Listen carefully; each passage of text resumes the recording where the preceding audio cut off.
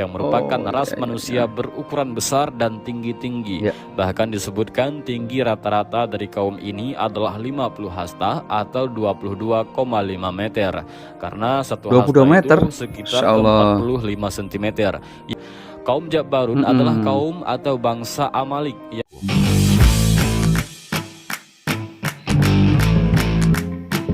Assalamualaikum, jumpa lagi di channel Bang Absar Official. Apa kabar friend? Insya Allah saya doakan semua yang menonton video ini insya Allah diberikan kesehatan ya friend. Bagi teman-teman yang beragama Islam, jangan lupa sholat 5 waktu, sholat berjamaah di masjid lebih utama daripada sholat sendirian di rumah. Friend, kali ini saya akan mereaksikan sebuah video yang menarik dari sebuah channel. Saya mohon izin kepada pemilik channel untuk mereaksikan videonya, dan saya doakan pemilik channel diberikan kesehatan dan keberkahan ya friend. Saya tak perlu lama untuk opening kali ini. Saya akan bacakan judul videonya. Judul videonya Jabbarun, kaum raksasa yang ditakuti Bani Israel, dari channel Tafakur Fiddin. Nah, jangan lupa di subscribe channel Tafakur Fiddin, dan saya mohon izin untuk mereaksikan videonya. Oke friend, tak usah buang masa, jom kita tonton videonya. Assalamualaikum warahmatullahi wabarakatuh. Pada video ini kita akan mengisahkan tentang kaum Jabbarun, yaitu kaum raksasa yang pernah tinggal di Palestina. Kisah ini bermula ketika Nabi Musa alaihissalam dan kaum Bani Israel berhasil lari dari cengkraman Fir'aun dan bala tentaranya. Yang ketika itu Nabi Musa menunjukkan salah satu mukjizat besarnya, yaitu membelah Laut Merah. Setelah mereka menyeberangi Laut Merah dan berhasil lari dari kejaran Fir'aun dan bala tentaranya, kemudian Allah Subhanahu wa Ta'ala perintahkan Nabi Musa dan kaumnya untuk menuju suatu tempat, sebuah daerah yang nantinya akan menjadi tempat tinggal untuk mereka. Tempat itu jika di Quran disebut dengan Ardul Muqaddasah, yaitu sebuah daerah atau tanah yang Allah berkati di dalamnya. Hal ini ternukil di dalam Al-Quran tentang perkataan Nabi Musa kepada kaumnya.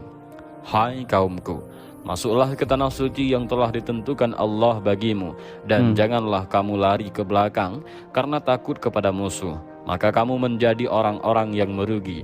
Al-Quran Surah Al-Ma'idah ayat ke-21. Para mufassir berbeda pendapat mengenai tanah yang dijanjikan ini, tetapi pendapat paling kuat adalah tanah itu adalah Palestina. Jadi Allah Subhanahu wa Ta'ala janjikan kepada kaum Bani Israel untuk mereka menempati tanah Palestina ketika itu, dan Nabi Musa menyuruh kepada kaumnya untuk memasuki tanah Palestina sesuai apa yang Allah perintahkan. Tapi seruan Nabi Musa kepada kaum Bani Israel itu dijawab di ayat selanjutnya. Mereka berkata, "Hai Musa, sesungguhnya dalam negeri itu ada orang-orang yang gagah perkasa. Sesungguhnya kami sekali-kali tidak akan memasukinya sebelum mereka keluar daripadanya. Jika mereka keluar daripadanya, pasti kami akan memasukinya." Al-Quran Surah Al-Ma'idah ayat ke-22.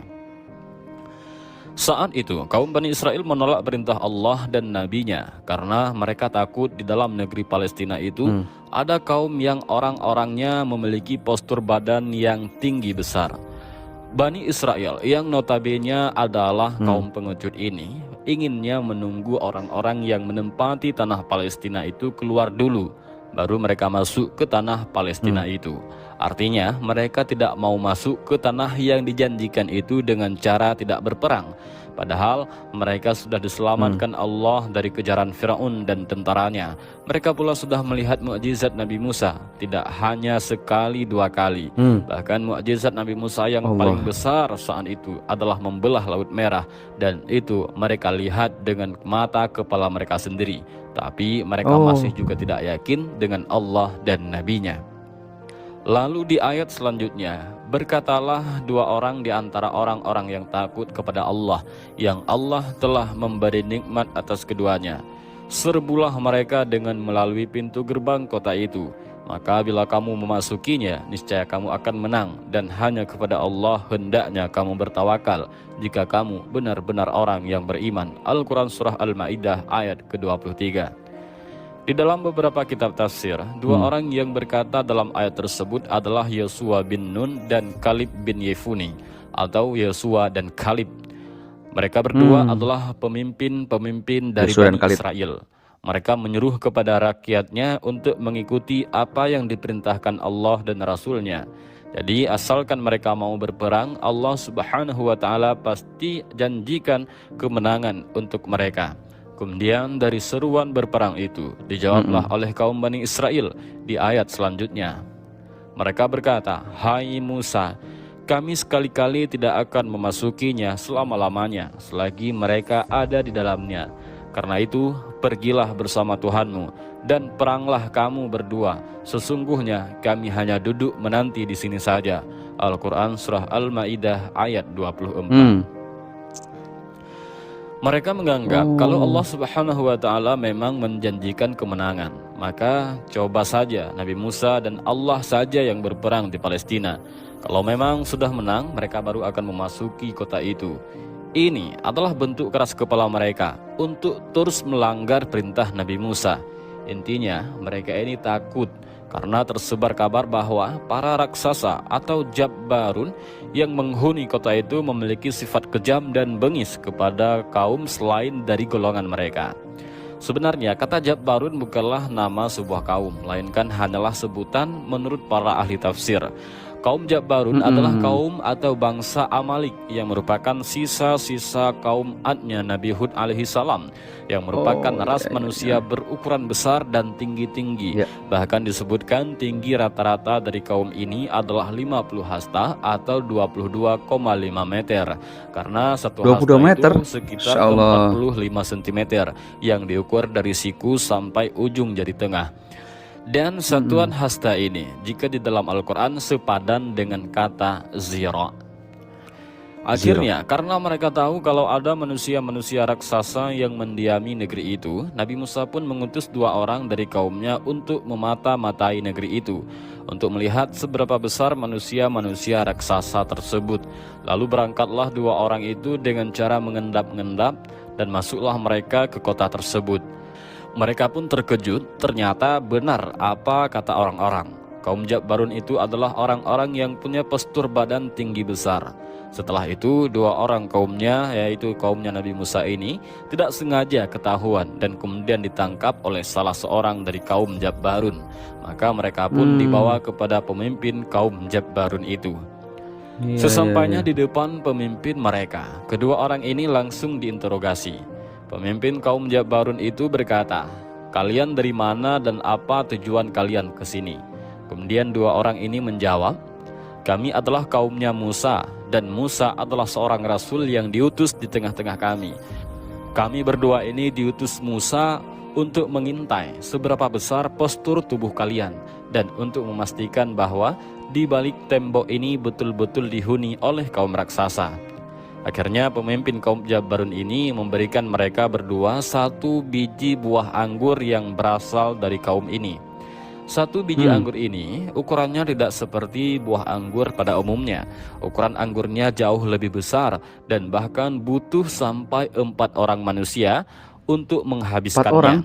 Bisa dibayangkan, anggurnya saja sebesar itu. Bagaimana dengan ukuran tubuh dari kaum Jabbarun ini? Pasti jauh lebih besar lagi.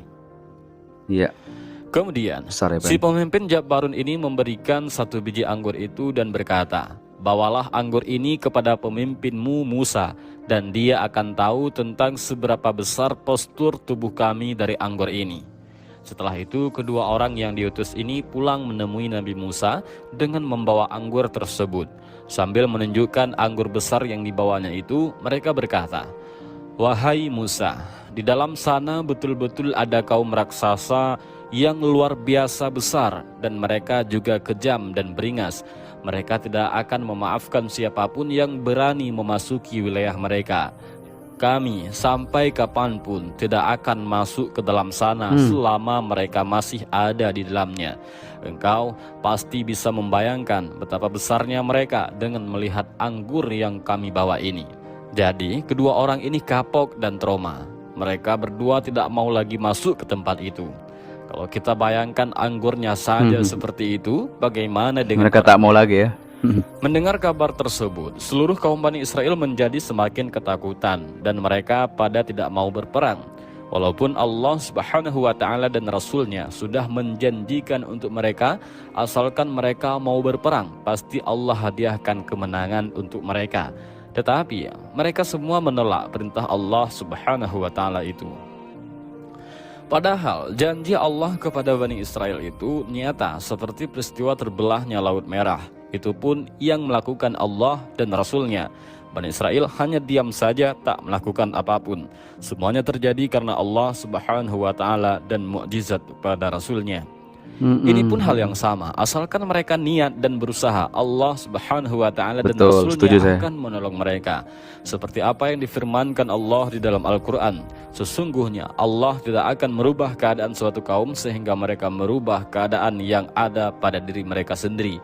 Al-Quran Surah Ar-Ra'd ayat ke-11. Tapi sayangnya kaum Bani Israel yang sudah lama dijajah oleh Fir'aun ini mempunyai mental yang sangat pengecut. Akhirnya sebagai hukuman karena mereka tidak percaya dengan janji Allah Subhanahu wa Ta'ala, Allah teruskan di ayat selanjutnya. Allah berfirman, jika demikian maka sesungguhnya negeri itu diharamkan atas mereka selama 40 tahun. Selama itu mereka akan berputar-putar kebingungan di bumi padang tih itu. Maka janganlah kamu bersedih hati memikirkan nasib orang-orang yang fasik itu. Al-Quran Surah Al-Ma'idah ayat ke-26. Di dalam ayat tersebut Allah Subhanahu wa Ta'ala hukum mereka tersesat di sebuah padang pasir entah berantah selama 40 tahun lamanya. Dikisahkan ketika Nabi Musa dan Nabi Harun kehilangan harapan dari kaumnya karena tak ada seorang pun yang mau mentaatinya kecuali Yusha dan Khalid. Lalu Musa berdoa kepada Allah Subhanahu wa Ta'ala dan doanya ini tercantum di dalam surat Al-Ma'idah ayat ke-25. Berkatalah Musa, ya Tuhanku, aku tidak menguasai kecuali diriku sendiri dan saudaraku. Sebab itu pisahkanlah antara kami dengan orang-orang yang fasik itu. Al-Quran Surah Al-Ma'idah ayat ke-25. Jadi Nabi Musa meminta izin kepada Allah Subhanahu wa Ta'ala supaya biar Musa dan Harun ditambah dengan Yusha dan Kalib yang siap untuk menjalankan perintah Allah Subhanahu wa Ta'ala, yaitu berperang memasuki tanah Palestina dan meninggalkan Bani Israel di padang pasir Sinai. Saat itu sebahagian dari kaum Bani Israel yang menolak untuk berperang, mereka berpikir untuk kembali lagi ke Mesir. Mereka menganggap lebih baik diperbudak di Mesir daripada harus mati berperang di tanah Palestina. Tetapi rupanya Allah Subhanahu wa Ta'ala tidak mengabulkan permohonan Musa dan Harun. Allah Subhanahu wa Ta'ala memutuskan bahwa tanah suci yang dijanjikan itu akan diharamkan bagi Bani Israel selama 40 tahun ke depan. Jadi mereka yang berusaha kembali ke Mesir maka akan kembali lagi ke tempat mereka mulai perjalanan. Mereka semua akan berputar-putar saja di padang pasir Sinai itu selama 40 tahun lamanya. Mereka akan terus mengalami kebingungan dan tersesat selama 40 tahun itu. 40 tahun Selama 40 tahun pula mereka harus menghadapi masa-masa sulit di sana. Udara padang pasir yang sangat panas dan makanan minuman yang sulit didapatkan. Tetapi lagi-lagi Allah Subhanahu wa Ta'ala masih memberikan pertolongan kepada kaum durhaka ini. Allah Subhanahu wa Ta'ala kirimkan beberapa awan supaya sinar matahari yang panas tak langsung mengenai kepala mereka. Kemudian karena tak punya makanan dan minuman, Allah Subhanahu wa Ta'ala juga kirimkan manna dan salwa sebagai gantinya. Manna adalah sejenis madu yang diturunkan Allah sebagai minumannya, sedangkan salwa adalah sejenis burung puyuh yang dagingnya sangat lezat. Burung ini dikisahkan datang dengan cara berbondong-bondong, berhijrah dari satu tempat yang tidak dikenal dan dengan mudah ditangkap untuk kemudian disembelih dan dimakan oleh mereka. Dan kami naungi kamu dengan awan dan kami turunkan kepadamu manna dan salwa. Makanlah dari makanan yang baik-baik yang telah kami berikan kepadamu, dan tidaklah mereka menganiaya kami, akan tetapi merekalah yang menganiaya diri mereka sendiri. Al-Quran Surah Al-Baqarah ayat ke-57. Dalam kisah perjalanannya, generasi kaum Jabbarun ini akan berakhir pada Jalut. Jalut ini adalah seorang raja yang berpostur badan raksasa, yang nantinya akan dikalahkan oleh Nabi Daud di dalam duel 1 lawan 1. Dan mungkin kisah tentang Nabi Daud melawan Jalut ini sudah pernah kita bahas di video-video sebelumnya. Terima kasih sudah menyimak. Assalamualaikum warahmatullahi wabarakatuh. Waalaikumsalam warahmatullahi wabarakatuh. Oke, friend, itu tadi friend kisah tentang kaum Jabbarun yang bermula ternyata dari zaman Nabi Musa, dan itu dijelaskan dalam Quran. Apa yang bisa kita ambil dari cerita ini atau kisah ini adalah tentang Bani Israel, kaum Bani Israel yang menolak perintah Allah. Dan insya Allah cerita-cerita sejarah-sejarah Islam seperti ini insya Allah menjadi motivasi kita untuk meningkatkan iman dan Islam kita. Terima kasih telah menonton, salam sehat selalu dan Assalamualaikum.